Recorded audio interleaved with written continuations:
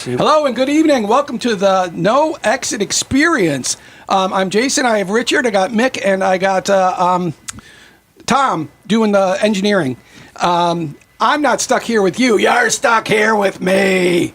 We welcome you to comment on the show and anything. Send us any topics. We got them, but I'm going to give you the thesis of the show. I'm going to say it in French, and then I'm going to say it in English. But alors, c'est l'enfer. Je n'aurais jamais cru. Tu te souviens de tout ce qu'on nous a raconté sur les chambres de torture, le feu et le soufre, le mar brûlant, des histoires de bonnes femmes? Pas besoin de te souvenir chauffés au rouge. L'enfer, c'est les autres. And that is, so this is hell. I never have believed it. You remember all we were told about the torture chambers, the fire and brimstone, the burning marl. Old wives' tales. There's no need for red hot pokers. Hell is other people. And that's why if you are not angered and put off, then you're not getting the right experience.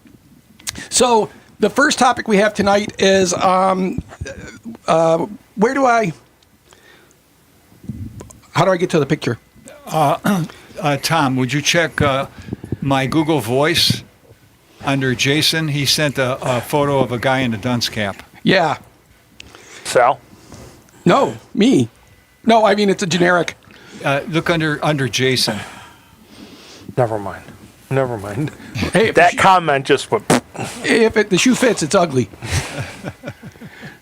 So back months ago, I was talking about depression and how to treat it. And Richard, I know more about the medical side of it, much more, but I don't have this philosophical thing. Mm-hmm. But I said that a psychiatrist told me 10 weeks on a pill is worth 10 years on the couch. And since Richard does the logical fallacy of black and white instead of nuances of gray, he said, so you're saying there's no use for the talking. No, that's not what I'm saying. But think of it like a meal, because the three parts of depression treatment are moving location, medication, and talk. Those are the three parts. If you stay in the same situation, you'll never get better. But I said, if you put enough medicine on people, that kill them. No, if you put enough antidepressants on people, you can raise them up briefly. And think of it like this, like a meal plate that you got meat, you got potatoes, and you got vegetables. You can have all meat and, well, that's your meal. You can do that for a little while. That's the medication, doing a whole bunch of it. It's more varied when you have the three, but you can have all potatoes, and that could be just the talk without the medication, without changing the situation. But that's not as palatable. Or all vegetables, that's one thing. I'm not saying different vegetables. I'm saying one, like a plate full of broccoli. So I am more nuanced now that I'm just saying I wasn't completely clear on the topic. And what the deal is, very briefly, you can just medicate somebody. But it's three parts. It's meat, potatoes, and vegetable.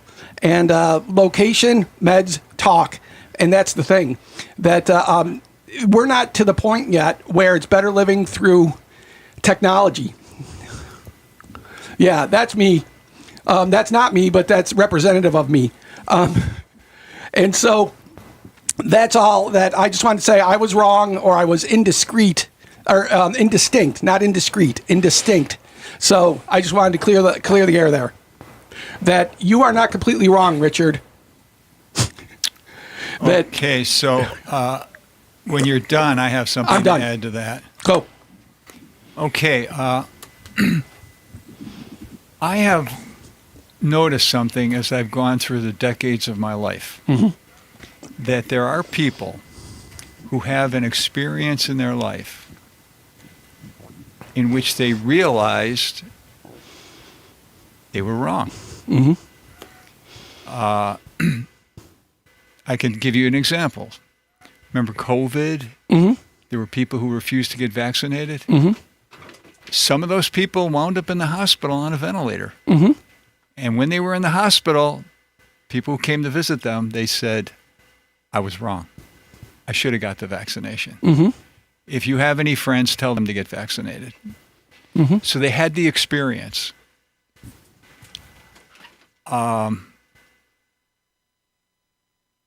If you've had that experience, not everybody has, of finding out you're wrong, it changes you for the rest of your life. because then whatever happens to you, you have that doubt. Now, I think this way, but am I 100% certain that I'm right? Remember what happened when I thought that other thing and I turned out to be wrong? Oh, so you're talking big events, not just like trivial stuff like getting a trivia question wrong on Jeopardy. Not like that. It's got to be something where reality intervenes and says, no, you're not right. That happened to me when I was younger because I used to jump off the pool over the railing. So it was an above ground pool. Yeah. So it was about 8 foot down. But one day my foot caught and so I boom and it knocked the wind out of me. I couldn't do it again after that. I can't do it to this day. I don't have that. I can't, I mentally can't do it. So it's an important lesson to learn. And when you learn it, it affects the way you think about things from that point on. Not everybody has it, and you can spot the people who haven't had it. Mm-hmm. I mean, those are the people who believe a lot of, nonsensical things. Yeah. So What about the people, though, as they were dying from COVID and denied that it was COVID? They were not, they didn't learn their lesson. That was not unique. There were They didn't a learn large their lesson. I mean, there are people who say that the end of the world is coming, and then it doesn't come. Some of the people say, I was wrong. Mm-hmm. You know what the other people say? No, I don't.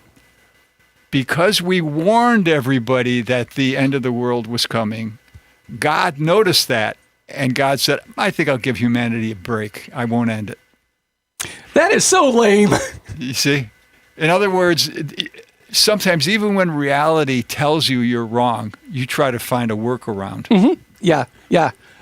Well, that's like the election deniers. How much evidence do you need? How much evidence do you need? But when the carnival barker is, yelling at the top of his breath, I just wonder.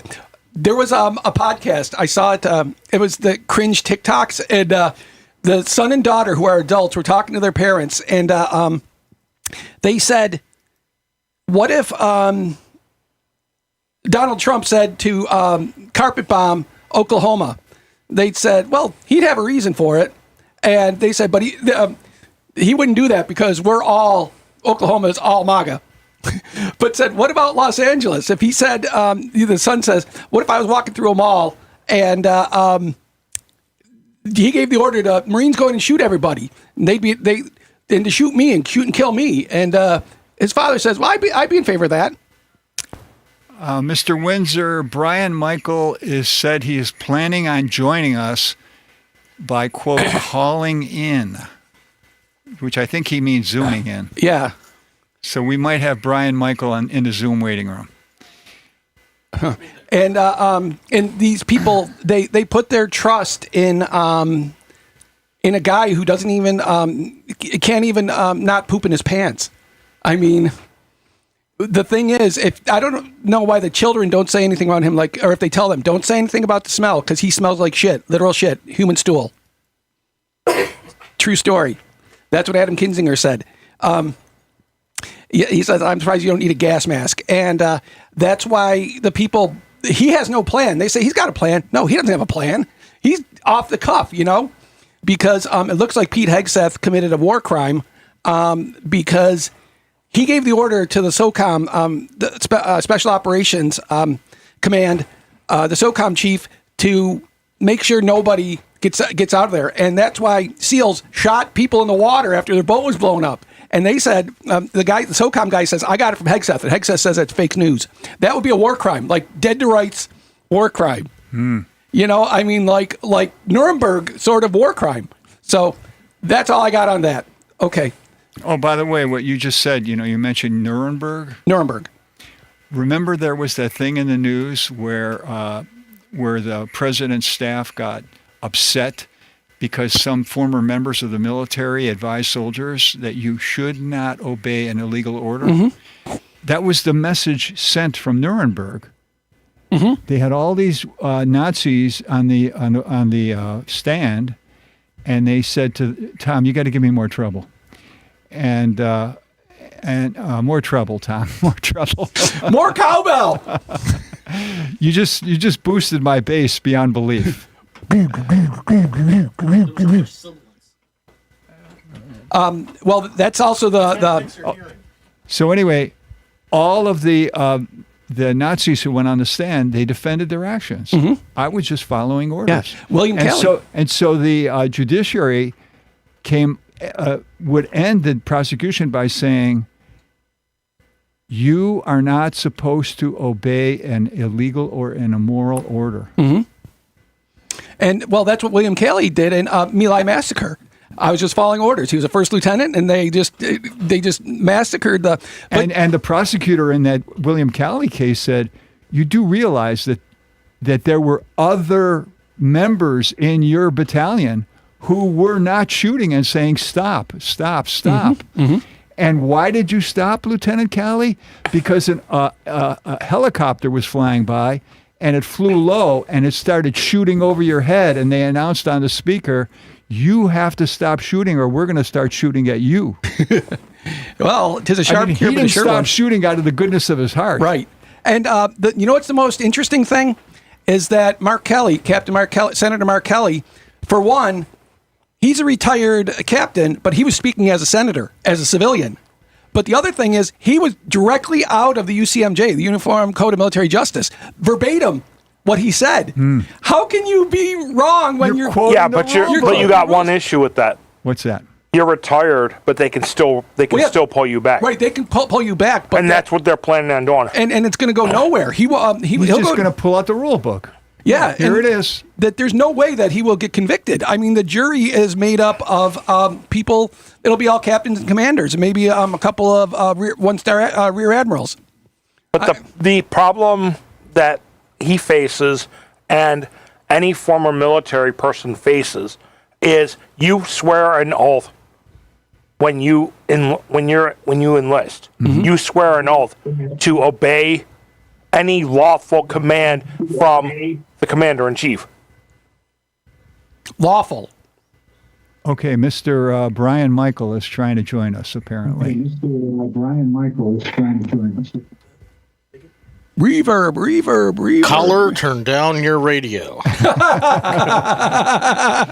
But on top of that, you've got, like, they're talking about pulling him back, Well, bringing him back in, like, and then doing a court martial for disobeying a lawful order from the commander in chief. So then the argument will be, is it lawful? Was it lawful or was it illegal? well, but he didn't disobey an order. He just said He advised other people to do it. well, not to fulfill illegal orders or unlawful orders. Follow the rule book. He will never get convicted. I mean, that's a given. And this is just a total loser from the top down. I mean, Kelly. Well, the recall. That it's a non-issue. What they're doing. Hey, it's Vanessa. All right. Where is Vanessa? We'll see her on the screen in a little while. Because what they're doing, everybody, the only two qualified people in the whole cabinet are Scott Bessent and Howard Lutnick, and they hate each other's guts. They're both money guys, Yeah. and they hate each other. They're the only qualified ones. Sean Duffy, unqualified. Tulsi Gabbard, she's a treason, unqualified. Greasy Petey, unqualified. Pam Bondi, unqualified. I mean, Tulsi Gabbard, I think. What? Tulsi Gabbard, I think, was a failed spy. She wanted to be intel, and she didn't have what it took to be a spy. So now she's ready to scorch earth the whole thing. They even had to put a mask on a guy who was Iraqi because she was there, and she would have disclosed his identity. She is from Hawaii. a representative. She was at one time, wasn't she? When you were there, what did the people think of her that you knew? She got elected after I left. Ah, okay. Yeah, because when I was there, it was the first time in U.S. history that it was an entirely not. Oh no! Wait a minute! Wait! I'm wrong. She was in, but since she was a different district, it didn't matter because there was Honolulu and everything else, and so I didn't care what was happening on the other islands. But that was the first time, the entire delegation to Congress was non-Christian because Brian Schatz is Jewish. There were 2 Buddhists and one Hindu. So she represented the Honolulu island? No, the other side. The other side. Yeah, she was Maisie Hirano. Did she represent Hilo where Vanessa was? Yeah. Oh, wow. So Vanessa might have known about her. Well, When's Vanessa coming on the air, Tom? Are we on? Too much background noise. He's What are trying. you talking about? Oh, I got it up Turn the on the computer Zoom. down. I can turn it down. Hold on. We're gonna psychedelic time. Turn it down. We're not 12 years old. Hey, here we go. We got Brian. Hey, right on, brother. And Woohoo. we got Vanessa. Wonderful. Okay. Let's hit it like a truck, y'all. Vanessa, when you were living in Hilo, they're in Hilo. the same room. Kilo. We just had dinner. Vanessa made dinner for Sal, Kathy, myself, and herself. What'd you cool. make? We had raviolis, meatball sauce, garlic bread, and what are those called? The green thing? Edamames. Oh, The ones, the beans you always have, but we cooked them. Yeah, that's good eats. Yeah, it was really good. She did very good on dinner. What's Right up on. with you guys? Well, so Vanessa, did you know Tulsi Gabbard when you lived in Hilo? Yeah. No, I know her personally, fortunately, but she's a piece of garbage. I know who she is. Well, She pretended to be a Democrat so she could get elected. Well, there was that one Republican guy in the Hawaii State Senate. There was one Republican state senator and 20 Democrats. So he was the minority member of all these committees, and he couldn't go to all the meetings because they would be at the same time. So Hawaii is very Democratic leaning. But Linda Lingle got elected. Worked over here. But the interesting thing is that Linda Lingle, who was the mayor of she was Maui. She got elected as a Republican governor for 2 terms. So the Republican governor with the Democratic Assembly was just like in Wyoming, where Dave Frudenthal, a Democrat, got elected in the heavily Republican state. Come on. Okay. What? We got all the technical no. problems worked out, Yes, I Tom? was on. I'm trying to do what Tom has requested. Okay. Brian, what you got, buddy? Give me a topic. Give you a topic. How important is breaking bread, like having meals together instead of like texting or talking on the phone all the time? When you get together with friends and eat dinner, how important is it to you guys? Well, Is it to you guys? it's the social aspect. When our friend Yeah. James Walker, Yeah, was we in the just went to see him hospital, yesterday. he said Yeah. something very profound yesterday. He said, these days it's very difficult to get people in the same room, breathing the same air as you. Thank you. And that's exactly what Brian is saying. Mm-hmm. You know, there's something special about getting people in the same room, breathing the same air. Oh, we're breathing air, all right. It's a psychedelic party over here. And Breathing more than that's air. why they have so many astronauts up in the International Space Station, because it was on was it Skylab 3? Skylab. There was all the astronauts had never been in space before, and they put on a strike. They were overworked, Yeah. and they said, we can't do this. And so now every U.S. space crew has at least one astronaut that has already been into space. There are no all rookie crews. And also you get about a day a week off in the ISS. But it has to be social, because if you're there by yourself, you go stir crazy. Oh yeah, no doubt. Yeah, that's Wear a the red shirt. Just there's a lot of people spend a lot of time on their phones, even at the table, just scrolling and scrolling. Mm-hmm. You know, I like to be face to face with people. This is all new to me, but I enjoy it. even I tell you asshole. Now, if you're, say, at a meal with somebody and they take out their phone to check something, what is the polite way to address that? Do you Tell him to ignore put the it? fucking thing down. Well, ask him why. Ask him what what's so important. Yeah, what's so important? I mean, unless you're a doctor and you're on call. No Well, pun intended, Jason. But no, I'm just saying, like, I don't know, put it on vibrate and put it away. I don't know. I don't have any sound, vibrate or nothing on my phone for years. Well, you know I what I mean, mean? Yeah, put it on silent and just fuck put it away. I didn't put my phone out till now. You say, hey, listen, fucker, I'm over here. Look at me. No, Why? you would never say that, Vanessa. You would never say that. Oh, me? No, I would never say that, no. Yeah, you would never say, look at me, look at me. I'll be right back. I'm so great. I'm so delightful, of course. Why wouldn't you want to? If you have to tell people you're delightful, you're not. Oh, but other people tell me I'm delightful. Who? The voices in your head? No. Yeah. The engineer over there. It's delightful. It's delicious. It's lovely. Okay, give us a topic. BLF meat acorn. Give us a topic, Vanessa, and you can't. It can't be K-pop.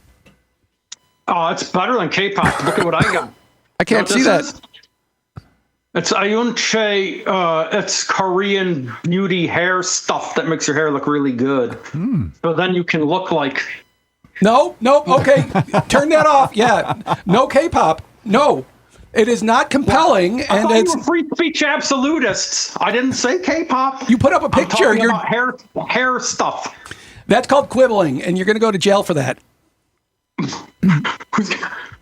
Remember the woman on Saturday Night Live? They said you could perform, but you can't do any. You can't say anything political. Yeah. She held up a picture of the Pope and tore it in half. Right, that was Sinead O'Connor, because the next week Joe Pesci took the picture and taped it back together. How about when Elvis Costello, they wouldn't let him do, I think it was radio, Radio, yeah, but anyway. he started the song, then he stopped, and then he did radio. Then the guy, what's his name? The guy who Lorne Michaels. Lorne Michaels was livid because it's his way or the highway. He's a dictator. He's an authoritarian running that show. you? What? Like you. I look for peers, and if you can't raise the bar from 12 years old, I'm just saying. Good luck with that, buddy. Try doing it. You squat 2p. That was an insult when at the military college when it was all male, and they would do this pantomiming.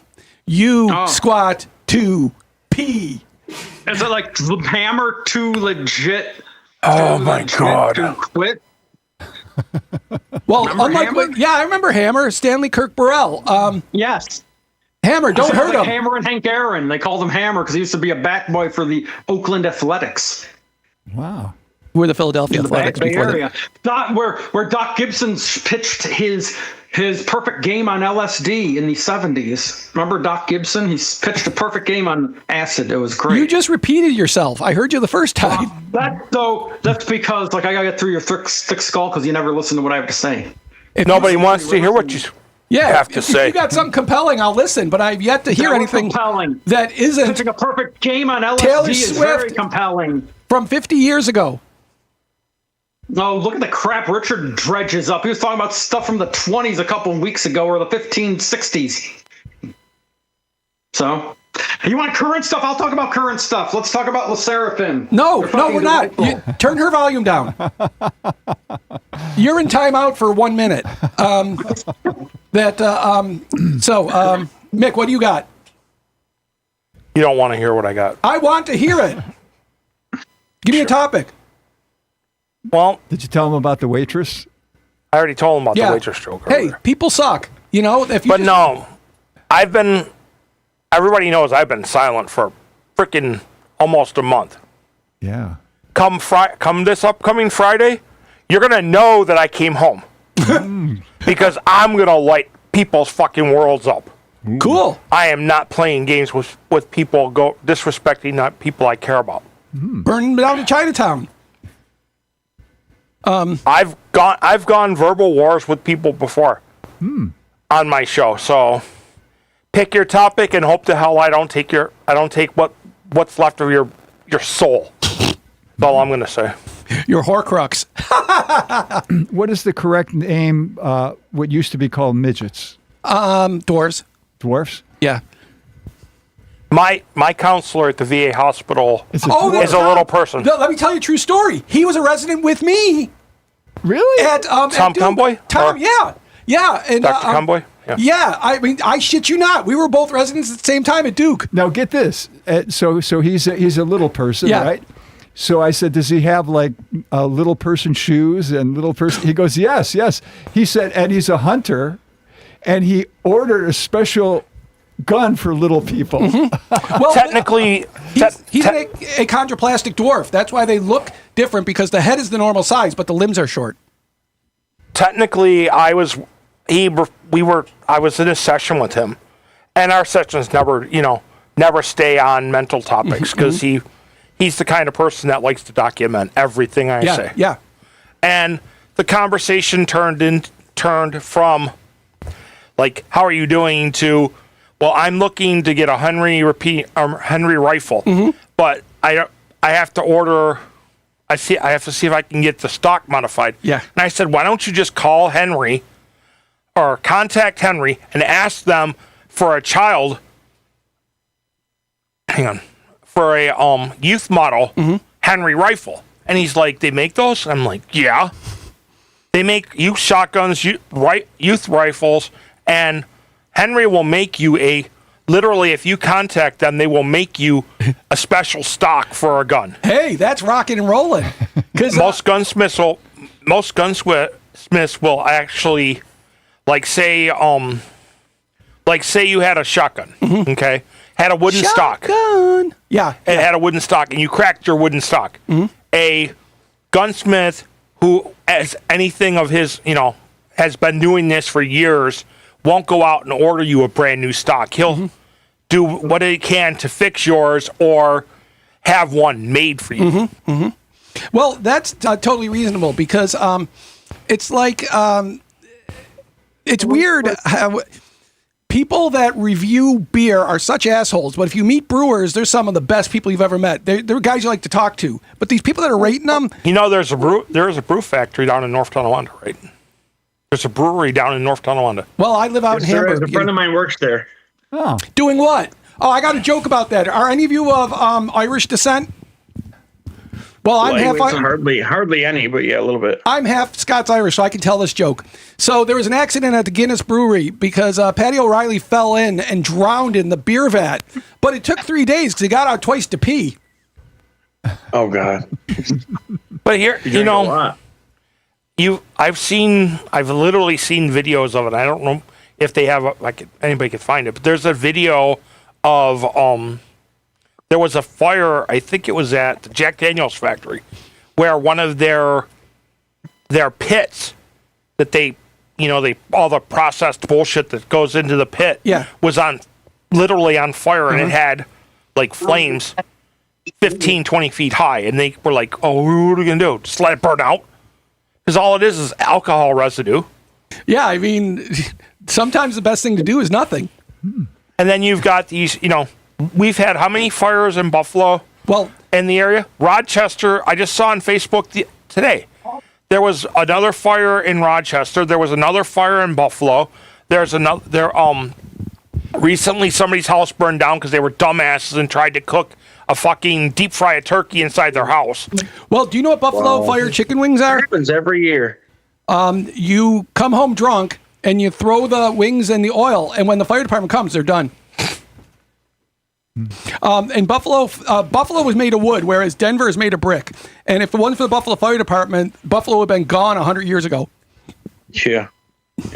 Every year someone's having a fire with deep fried a turkey because they do it frozen. Or you get the dumbasses that just go plop. Yeah. Right. Well, I mean, But then you also get the moochers that come around to people's houses and ask for meals when they definitely have enough money to get it for them, buy their own. well, do you know what? We don't have any feral cats around where I live, so we don't have that problem. Yeah, you got too many Chinese restaurants in Hamburg. Yeah. No, where I Chinese live restaurant. on my street, with the cop here and the retired cop here, retired cop, detective, and we have a police response less than 1 minute. It's the richest. It's a millionaire next door. Yeah, Jason, you said it yourself last on one of the other episodes. Everybody hates the police till they need to call them. Exactly. But the police, when seconds count, they're in minutes. They're in minutes. my roommate used to live in Amherst over by where they put up that big huge Quantum Hut where they keep all the rare books. Yeah. That's where my roommate's house was. Okay. And she used to tell me that if you called the Amherst police, by the time you were going to hang up, they were at your door already. I got a story about that. I think I told this story before, but so Ray is a guy who was Amherst Amherst Police Dispatch. This was 30 years ago. Someone was going to be a top. Who is that? It's the last two L's. Isn't it? The last. So back in the 90s, there was Guys, somebody. excuse me. Sorry, Jason. I'm gonna go. Vanessa will probably still be on, but I'm I got something I got to do, so I will talk to you guys. Oh, you gotta go to the Hey, can you hear me? bathroom. Okay, have a good dump. I don't know. Brian, don't turn your All phone right, off guys. Okay, yet. Can you hear me? Have a good he one. can hear you. Dump. Have a good dump. Okay. What, Vanessa? Okay. You can hear me, right? Yeah, we can you're hear good. Can you hear me? Can you hear me? Yeah. All right. So there was somebody on the phone to Amherst Police. They said, he's got a gun. And you hear bang, bang. You hear gunshots on the 911 call. So there was a guy whose ex-wife was dating a state police investigator, New York State Police investigator. This guy, the ex-husband, killed them both. And he was the guy, he put a gun to his head on the west side of Buffalo. And I was working with Jerry Raylick, and we got him. We got him in the night. And I remember that Jerry was very good because he took the gun. It was a small thing, like a 32, and locked it up in the drug box so it was out of the way. But this guy was done. He capped himself. He had like this long rope of blood and mucus hanging off of him. And he's like, and Jerry will tell you to this day that there was 97 rock blaring. No, it was classical music. But the tension was so high, because there's a lot of visitors. A lot of people on the sides are yelling at us in Spanish because this guy had nothing to do with the West Side. But that's where he capped himself. But yeah, he ended up dead. So that's Amherst for you. It was. I don't remember where I was coming from. I think it was coming from here actually. When that idiot from Hamburg went on his driving rampage through Hamburg and all the way through. When the police lieutenant shot him in the car. No, it was. This was just like last year, I think it was. Oh. Some idiot out in Hamburg started a road rage, drove all the way through Tonawanda, killed somebody in Tonawanda, and then hit the fence where Smoke on the Water used to be, and then tried to go into NT. They had Delaware Avenue for I'd say 6 blocks closed. Whereas I almost hit Tim Hortons today because when I was going around the corner, the steering wheel, I was pushed it a little bit too much. I almost hit the building, but I didn't. I know, right? But the worst part about a lot of the places I've gone for like to pick something up. Like I don't do drive-through very much because because they fuck up a lot. They fuck up your order and then you have to actually go in. You know what you do? You order online. I've never gotten the order screwed up. DoorDash screwed it up once because whatever I got from Mighty Taco for me, whoever got my order, it was a super mighty pack, extra hot with jalapenos. Theirs was I got a guy that I used to hang around with. This is when I was back, before I went off to the military and before I became stomach safe because I lived in Louisiana for 8.5 years. Yeah. And this guy literally would take Carolina Reapers. What is that? It's a pepper. The hottest pepper. One of the hottest peppers in the world. Yeah. And he would eat them raw and then drink a bottle of freaking Tabasco sauce behind it. Wow. I got 2 stories about that. For one, Bray Miller Market out in Hamburg, they have Carolina Reaper salsa. I don't have the balls to try it because it'll just burn a hole in me. 2, I love to grill, and I try every wood or wood chips to try. And they use white oak just like Jack Daniels does, but the Tabasco barrels are the white Tabasco uses them, but they reuse them 12 to 15 times, whereas the Jack Daniels barrels are only used once. But we thought, hey, these chips will be good. Horrible. Tabasco chips were horrible. They ruined the meat. We couldn't eat the meat. And for me not being able to eat the meat, that's like a baseball player who can't pick up the bat. Here's when I lived in Louisiana. I'll be honest with you. Louisiana is like the mecca of the hot cuisines because everything down there is Creole. Right. And you go in there and you eat, and it's like we used to do crayfish boils. We caught the damn things ourselves, and then we would do a crayfish boil where we would just lay them across tables. I used to be able to mow them down. I tried some out of Tops one time. I was like, dude, I need a fire extinguisher. But if you ever get a chance, if you're into reading books, if you ever get a chance, read the book Rogue Warrior.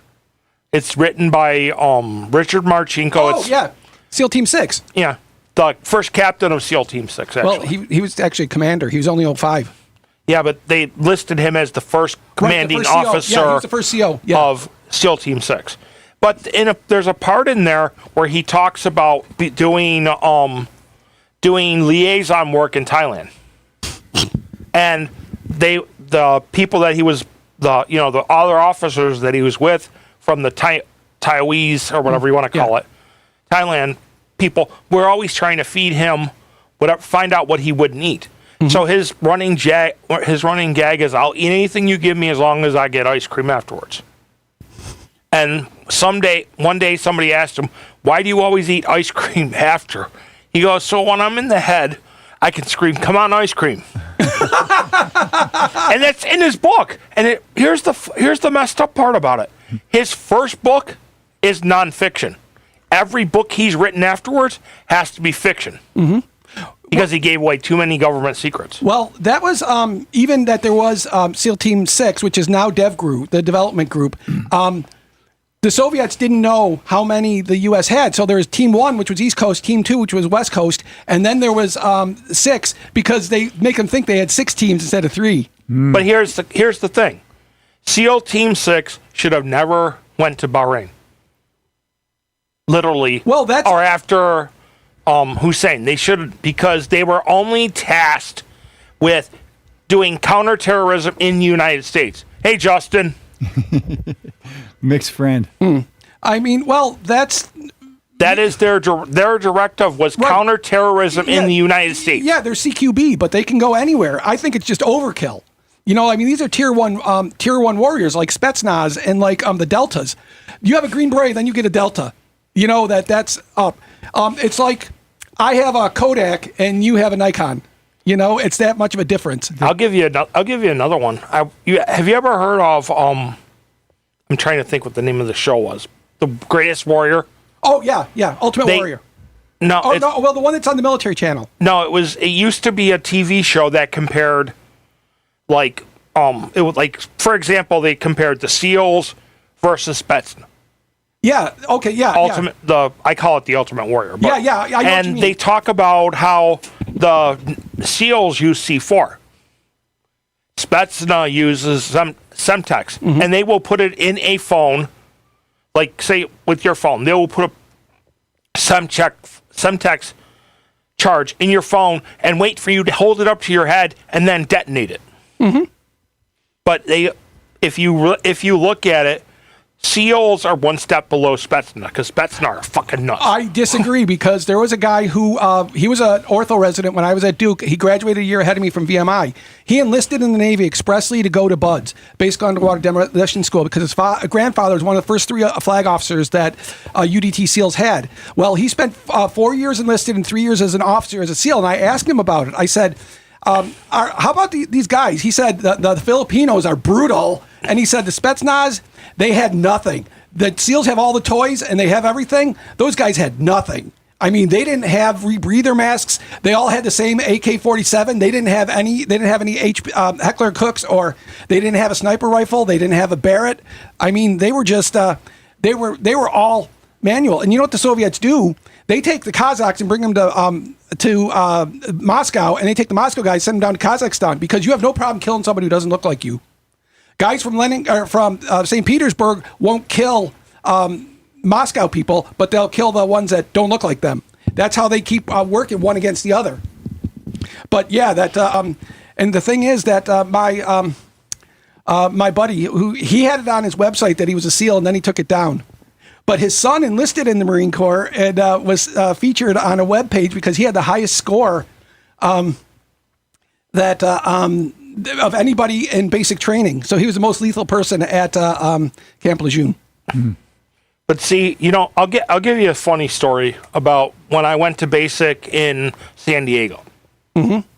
My company commander, they were two Filipino guys, and their exact words were, "You can run, you can jump the fence. I'll leave you with the Marines for a couple weeks, and then I'll come get you." Because our basic training was right next to the Marine Corps. Why?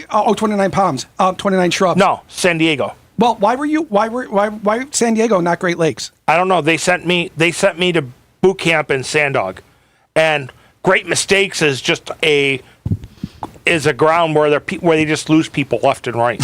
No, seriously. No, I believe when you. I was going on a trip to for my roommate the one time. We're having trouble understanding what Vanessa's trying to communicate. I don't care because it's all Korean crap. But like I was saying, I was going to see my roommate, and I had a layover in Chicago. And I will tell you straight up, I saw like 6 washouts from Great Mistakes. And that is the only Navy recruit training command left. They closed San Diego. They closed what other Portsmouth, I think. I don't know where the other one. Hi, Hey, Virginia. Hey, Virginia. Hello. Everybody. She saw that I was on and had to come on, you know. So, That's right, Mick. I had to come on because of you. welcome. You have to give us a topic because you're new. Oh, you know what? You know what I would like to talk about? Taking over the world. Everybody No, I would like to wants talk about how there are already safeguards in place in the military to safeguard the code of military justice. We don't need anybody from the outside who has never served in the military to tell military personnel what to do. Who are you talking about? The topic we discussed earlier. Yeah, but Greasy Petey was he left the army as a major. He was a middle. Yeah, but he's a politician now. No, he sucks. He's unqualified because you know who cares about physical fitness? The middle management people, the people that are on the army level. Physical fitness is not what I'm talking about. No, what I mean. Oh that's my what- God, you're in trouble now. But he's all he's all about people being shaved and not being fat. Let's just it put doesn't it- matter about readiness. It doesn't matter about being a good soldier. It's just how you look. That's the way he looks at it because he sucks. Let me put it to you this way: I don't even argue with her, and we're friends. But just so you know, What are you Virginia eating? What are you eating, Meg? Grapes. What are you eating? Oh, nice. Good for you. Virginia is on the board of the Veterans Hospital, and Jason used to work for the Veterans Hospital. Since when were you on the board of the VA? I am working at the VA now, just so you know. what do you do there? I'm in sterilization Okay. processing systems. It's a temporary position. I'm only there for like 4 to 6 months. Because I didn't actually work at the VA. I worked for a subcontractor. So I was out in the community. But at least here's the thing, and this is what was a story that came out of the VA. They had to test a whole lot of veterans for hepatitis because they were not sterilizing equipment in between colonoscopies and stuff like that. That's right. We made national news on that. And then on top of that, Wow. they Put them mostly at risk for AIDS and everything else. But on top of that, they mostly send out their sterilization. You want to know where they send it to? Yeah. UB Medical School. Well, Are they qualified to sterilize things? The kids, the people over there, it's a part of their, because the VA is so close to UB But- that they're a teaching hospital, so that gives them. that doesn't bother me. I mean, you know, the right person. Because when the Durham VA is right across the street from Duke, and it was staffed completely by Duke residents and attendings. You know what my biggest problem with students coming in is your doctor says, "Oh, I'm going to bring a student in. Is that all right with you?"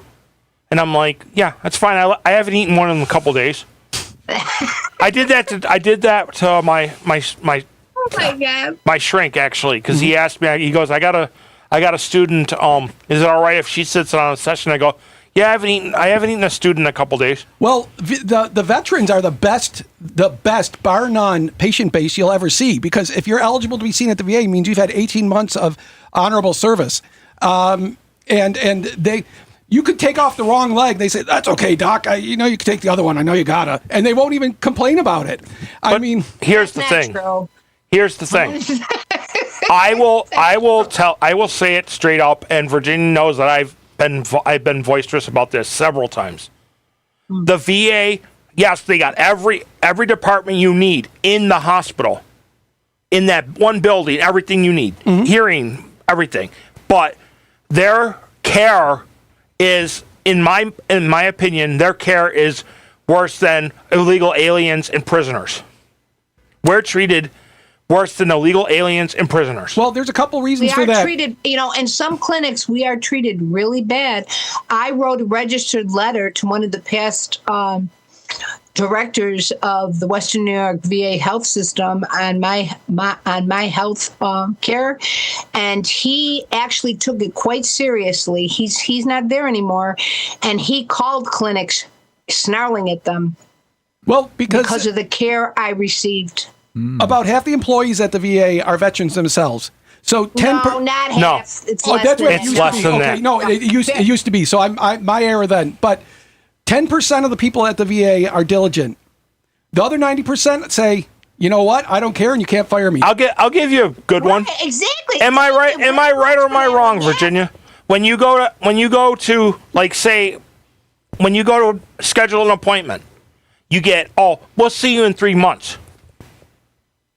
But like I said, for example, I'm going to outside counseling. I got told I cannot get counseling at the VA hospital anymore because it might be a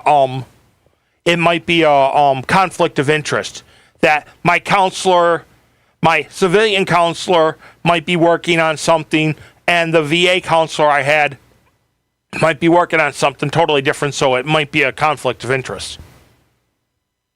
But here's the thing. For years, I was going to civilian counselors on top of going to the VA counselor, and there was never any problem. You don't know.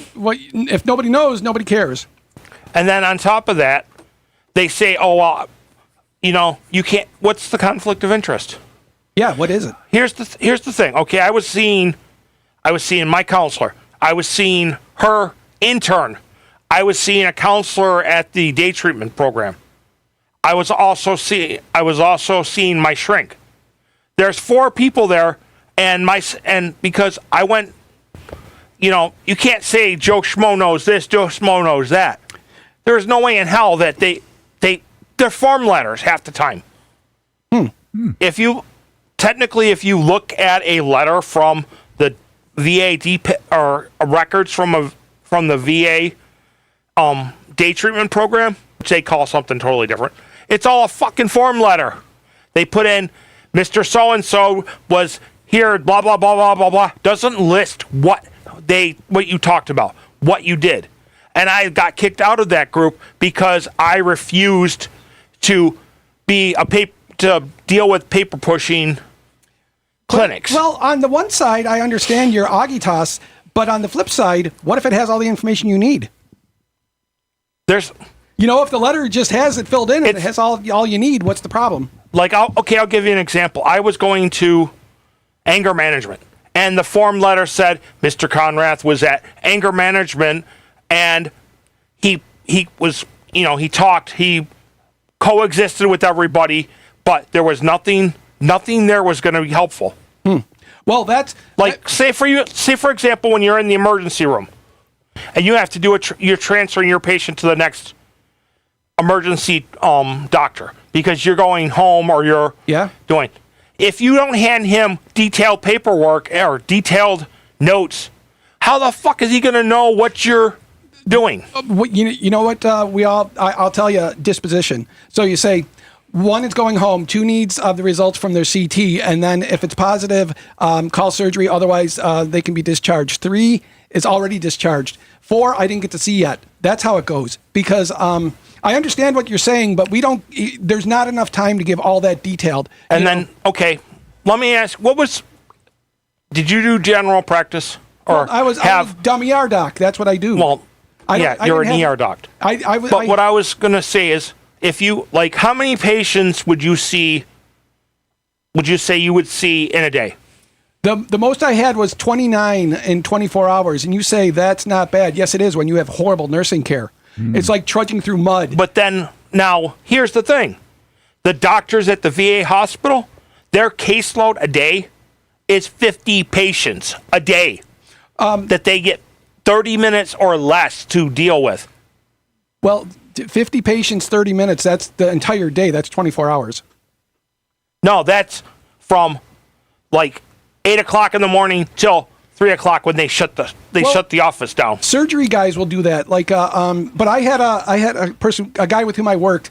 He saw 46 patients in 12 hours in the ED. So that's 4 patients per hour. And I asked Aaron, I said, how'd you do that? And he said, I didn't talk to him. So now, earlier today, Virginia asked me for the status of the status of James Walker. Mm-hmm. Yes, I'm very concerned. He was in the hospital. Is he still there? I want to give you an update. Thank you. So he was having trouble breathing, Mm-hmm. and it was ever since September, Mm-hmm. and he kept treating it by getting stuff from a health food website, thinking that he knew more than the doctors. Oh, craziness Finally, right there. when his energy level went so low he could barely walk, he said, "I got to go to the emergency room." They admitted him right away from lack of oxygen. And the first thing that they did is they took his blood pressure, and they said, "Send him to cardiology." So I said, and he said, ever since I got admitted, every few hours they keep taking my blood pressure. Mm-hmm. And I said, "Do you ever look at the screen to see what it says?" He says, "All the time." I said, "What are your numbers?" And you know what he said? Too high. He said, "How about I tell you the best number that I saw on the screen? Because, it should be between like 110 and 130. Mm-hmm. He said, "The best one I ever saw was 165. Mm-hmm. I said, "What were the worst ones?" He said, "You don't want to know." Just say it. That being cryptic shit, because I saw a guy with blood pressure 240 on 160 in South Carolina who was on 5 agents. I got you beat. And he was a black guy, and he was on 5 agents, and they couldn't bring his blood pressure down. I got you beat. There's a program that goes through the VA. It's called telehealth, where you hook up a blood pressure monitor and it sends it. I did a blood pressure straight out of the tub because I was feeling, not that great. I did a 240 over 210, and I felt normal. Well, that the pulse pressure is the difference between the systolic and diastolic, and what that says is, if your diastolic is 210, so there's systole and diastole, pump, pump, pump, pump, pump, pump, pump. So if the number on the bottom, diastolic, is too high, that means it's not relaxing between the pump, and that's why the upper number has to go up to make a gradient, to make a differential. But here's the kicker. I had a stroke in 2019. Because I'm not surprised. But I had a stroke in 2019. And from that point of having a stroke and getting my blood pressure semi under control, let's just say it's semi under control because it likes to fluctuate a lot. I have had less energy than I did when my blood pressure was uncontrolled.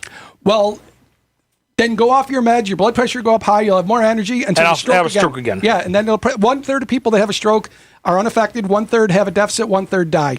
So roll the dice. So Virginia, the doctors told Mick, "We're going to get your blood pressure back down to normal." James. Oh, yeah. I'm sorry. I keep saying your name. They told James, "We're going to get your blood pressure back down to normal. But until we do, you're not leaving this hospital." Well, what I'm wondering, he should have got... Okay, so that high blood pressure is making the left side of his heart, which is 5 times thicker than the right side, because the cycle goes... Blood comes back to the right side of the heart, pumped to the lungs, oxygenated to the left side of the heart to the rest of the body. So the left side of the heart is doing the money. That's what it's doing. But what happens is, with the congestive heart failure, when the pressure goes up because the left side can't do what it has, then it backs up. That fluid has to go somewhere, so it goes into the alveoli, and that's when you get the congestive heart failure. What it sounds like is like when you get to the end of a milkshake and it goes... Because it's doing that. It's gas going through a liquid. And that's why the people can't lay down flat, because it only has to be that much and you can't breathe. When you sit up, this much is water, but this is all lung that can breathe. And there can even be something called cor pulmonale, which that means heart-lung. Lung problems that come from the heart. Because to a cardiologist, everything is because of your heart. To a lung doctor, everything is because of your lungs. They don't meet up. They can combat each other. But cor pulmonale is when the pulmonary artery gets so big that because of the size of it, you can't have a gradient anymore, and then you're in a world of trouble. I mean, it's just a mess because those people don't measure it. They measure their life in months, not in years. You know? You mean referring to the doctors, not the patients? Well, the patients, every day they have is miserable. And those are the people that need heart-lung transplants. And unfortunately, the worst, we can't figure it out, but people that are of African descent have worse blood pressure that we can't fix. I mean, This is true. That is very true. and that's the thing that it's not anything they've done. It's not what they're eating. It's not what they're doing. It's just they're screwed by genetics. And that's the unfortunate thing, because I don't think they will be able to bring his blood pressure down. But I wonder if he got cardiac cath. They did an EKG. They did a chest X-ray. I don't know if they did a CT. I don't know if they probably didn't do an MRI, a TEE, a TE, transesophageal echocardiogram, and a transthoracic echocardiogram. The transthoracic is easier, but the transesophageal gives you a better picture. But you got to be sedated for that. These are all the things to look at it. And what the thing is, what it's all going to round out to is he's behind the 8 ball. And well, him. you know, you can't tell him anything. If you're watching James, you know, it's something I wouldn't say if I would still say this if you were here. Nobody can tell you anything. And so this is what happens. This is what happens when you're not receptive to suggestions. Oh, and this is your chance to give me the props that you gave me, because you thought it was pneumonia, and I said, I'll bet you it's CHF, and that's when you were impressed by my medical knowledge, because I was damn right. Yeah, you nailed it. I mean, that was an easy one. And when you sit there and wait for your house to burn half down before you call 911, you still have a half burned down house. Now, in Virginia, what Jason is referring to is back on September 1st, when James came over here huffing and wheezing. I mentioned it to Jason. I said, you know, Jason, I think he's got pneumonia. He can barely breathe.